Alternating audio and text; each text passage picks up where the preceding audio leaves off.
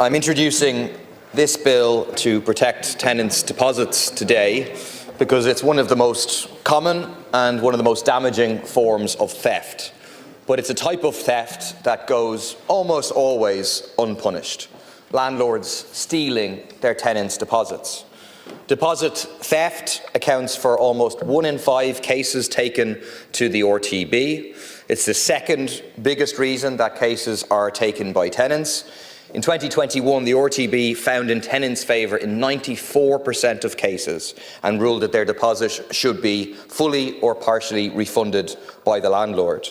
Anyone who has ever rented in this country will have a story of how their landlord stole some or all of their deposit. It's so commonplace that Threshold describe it as a normal experience. What makes this everyday injustice all the more disgusting is that it involves landlords who are much better off than their tenants, stealing from people on far, far lower incomes than them. According to the CSO, the average net wealth of owner-occupiers is nearly €304,000. Landlords, by definition, almost always own more than one property, so their wealth will be much, much higher than that. Compare that to renters. Their average net wealth is only €5,300.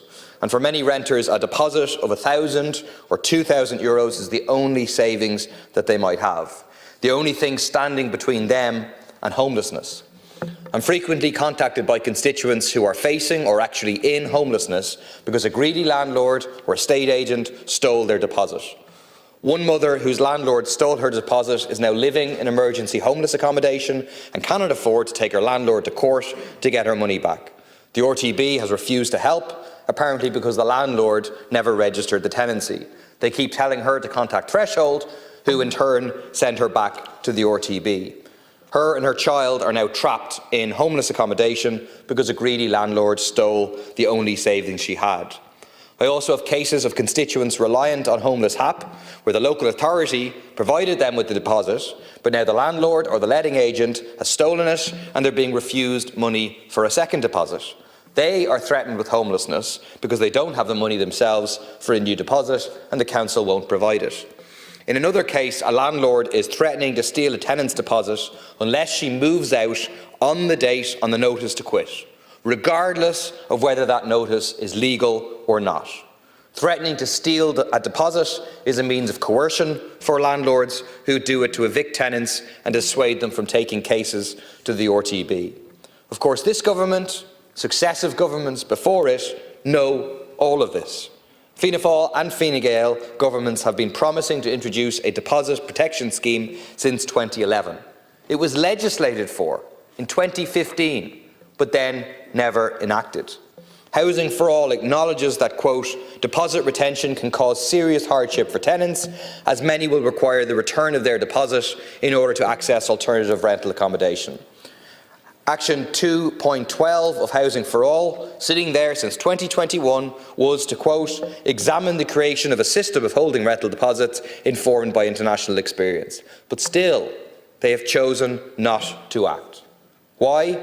Because they're a government of landlords, by landlords, for landlords. They're a government that is now waging war on tenants, threatening to rip up the rent pressure zones and signalling to landlords and vulture funds to let it rip even more than they have already. My bill would enact the government's own 2015 legislation to set up a deposit protection scheme managed by the RTB. Instead of landlords holding tenants' deposits and using them as a form of power over tenants, all deposits would instead be lodged with the RTB, which would adjudicate over any disputes. Of course, we also want to see radical reform of the RTB. Tenants' unions should be represented so the dispute resolution system is not stacked against tenants and in favour of landlords. I would like to see landlords who rob their tenants, force them to live in slum conditions or evict them illegally, prosecuted and sent to prison. Most ordinary people would agree that there are few worse crimes than making people homeless, yet the legal system treats criminal landlords with kid gloves. This bill is a very small first step towards justice for renters. Really, only a landlord or a landlord's government would object to it.